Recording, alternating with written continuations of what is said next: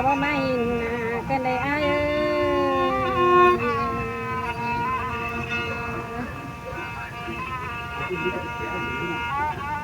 ห้อยแป้ง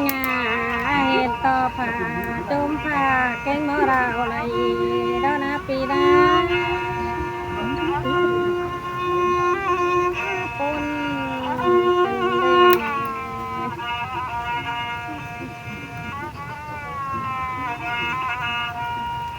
เนินยิง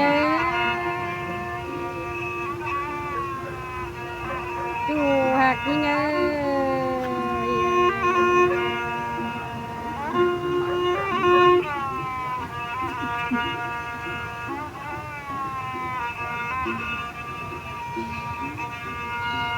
น้องแป้งรอ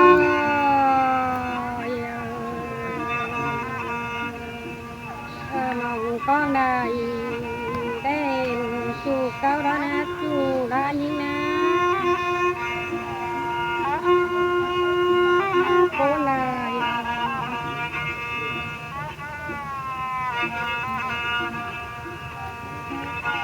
เนอ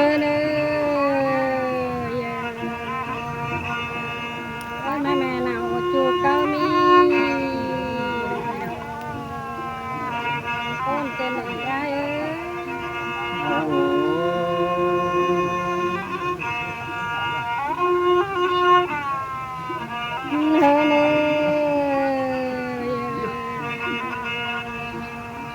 แม่เนาจูเก้าได้เป็นเปิ้นไปไกลโคนไหนนะ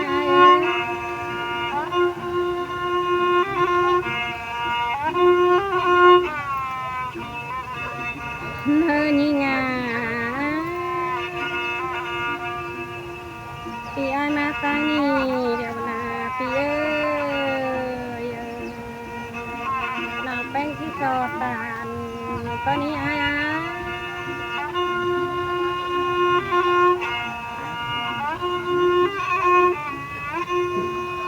เนินยิง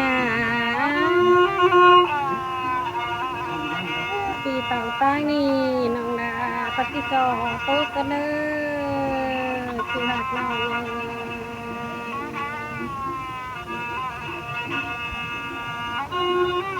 แป้งนะ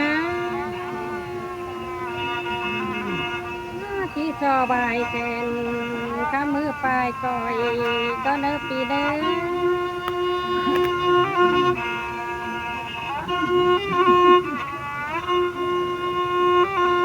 เนินยิง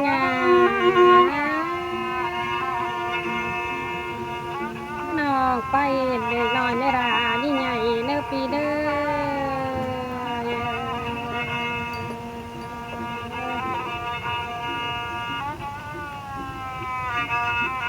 เนินน้อง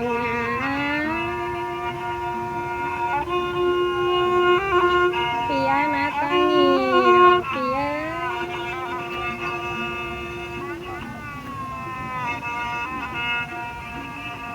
ปีไอ้บ้านแค่พายต้มตอนบักตัดมาหลักกว่าหนาเอ้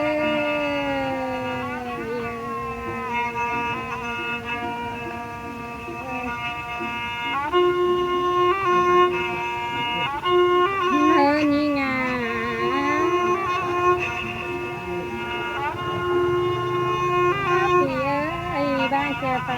โตมาพบปีแล้วก็นา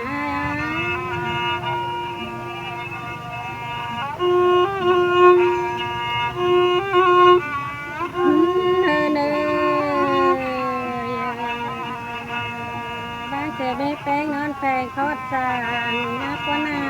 ตัวตาสุรานี่นะ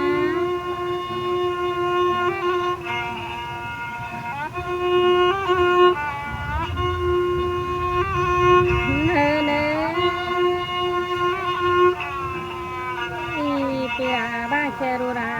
ดูอ่อนนอนสองเราสุรานี่นะ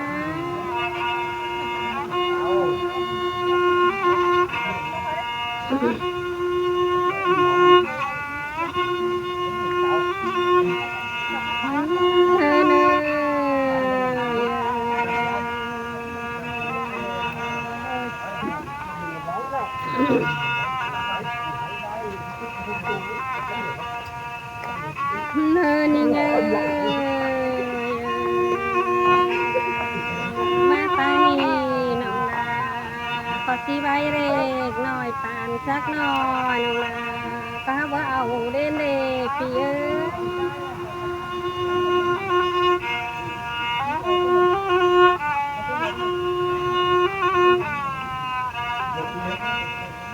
เนินน่ะ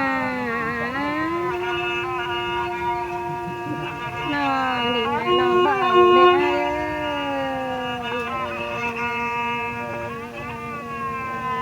น้องแป้งตันความเบาเดียวพอแล้วนะพี่นะ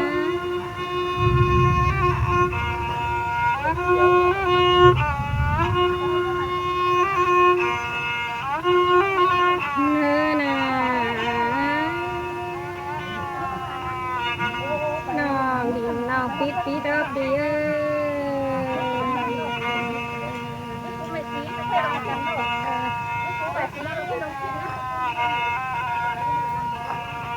เนินนี่งาน้องค่อยๆเด้อพี่น้องคิดจงไป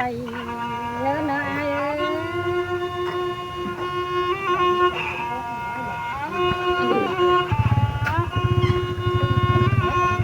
เนินน่ะ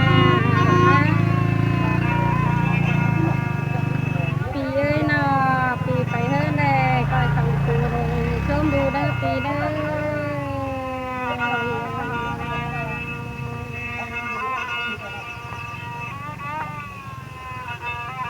เนินนี่ไงนี่พี่เข้าสู่ญาติโจมแม่เด้อพี่เด้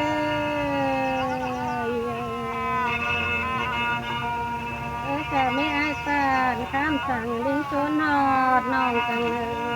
จูด้านนี้นะ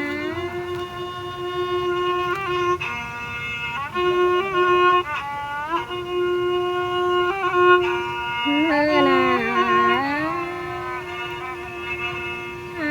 ต้องเอารอดินเอาบนอะไรอาย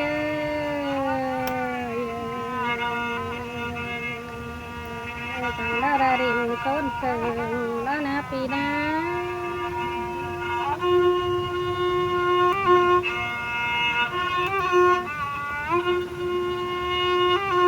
เธอน้องอินน้องบอนตามเชิงเจอเลยเขาโบเท่าดอกปีดอย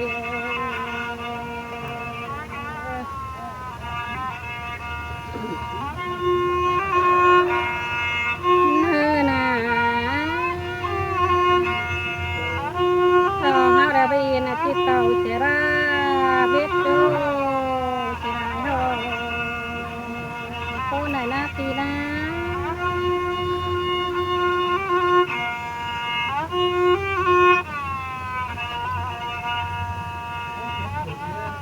เธอเลยจองเฮานะเนาะเฮ็ดขึ้นน่ะจริงนะจานเขาเป็นแม่น้องโปนเกเรอาย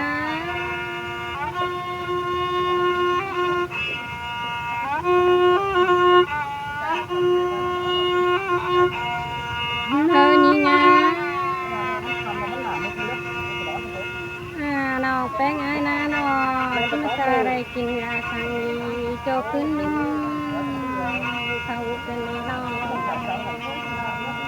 โอ้ไหนนะปีนะ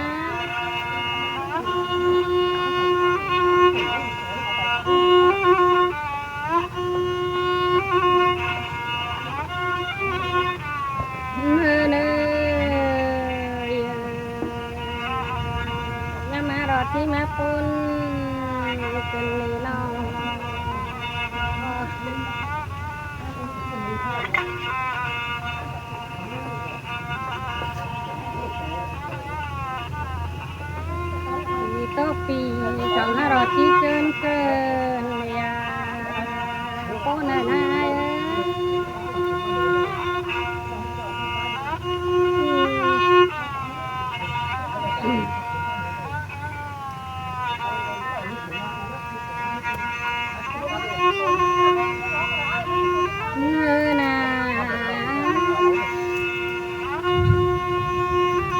ก็มารอปูนกันเลยอ้ายเอ้ยนี่จังที่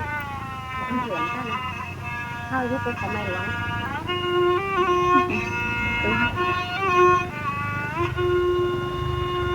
เนยเนยก็มารอปูนดอกแป้งอันนี้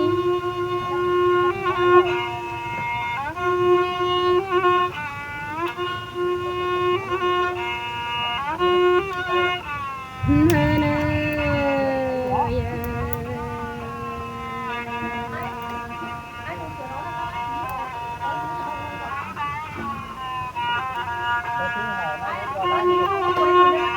มารอปูนได้ดอกแป้งอันนี้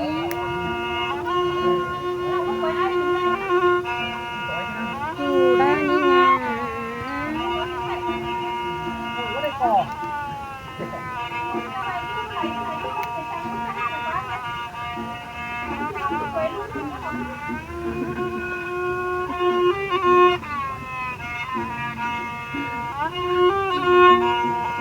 เนยเนยเต็มเต้โซมาได้มาเจอเอา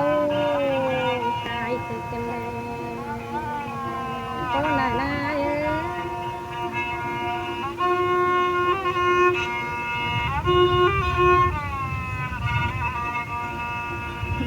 เอ้นี่ไงเป็นแต่มาเป็นกว่าแก้แต่งได้ผู้ชมได้มาเจอเอาอีกกันเลย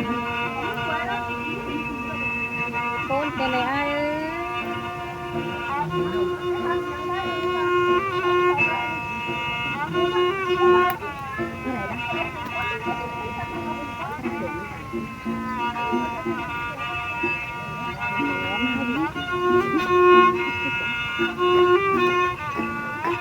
ชิพูดกันเถอะ